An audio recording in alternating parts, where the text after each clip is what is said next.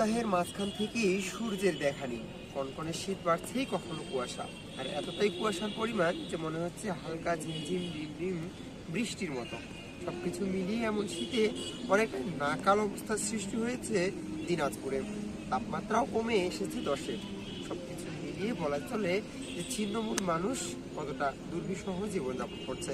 এমন পরিস্থিতিতে বিত্তবান ব্যক্তিরা অনেকে সাহায্যের হাত বাড়িয়ে দিলেও প্রাকৃতিক এই দুর্যোগ যেন প্রতি বছরই দেখা মিলে এসব জেলায়। আর এর কারণে এবারও মাঘের মাসে এসে শীতের প্রকোপে কেঁপে উঠতে দেখা গিয়েছে দিনাজপুর শহর। কখনো বইছে হিমেল হাওয়া, কখনো কুয়াশা, আর সূর্যের নেই দেখা। সবকিছু মিলিয়ে কনকনে শীতে আবারও কাতর দিনাজপুর। বছরের শেষের এই মাঘে এসে প্রতি বছরই কেঁপে ওঠে দিনাজপুর সহ উত্তরবঙ্গের প্রায় বেশ কয়েকটি জেলা। রংপুর, ঠাকুরগাঁও, পঞ্চগড় এবং লালমনিরহাট, কুড়িগ্রাম এসব জেলায় শীতের প্রকোপ থাকলেও এবারও দেখা মিলেছে শীতের কনকনে কুয়াশা।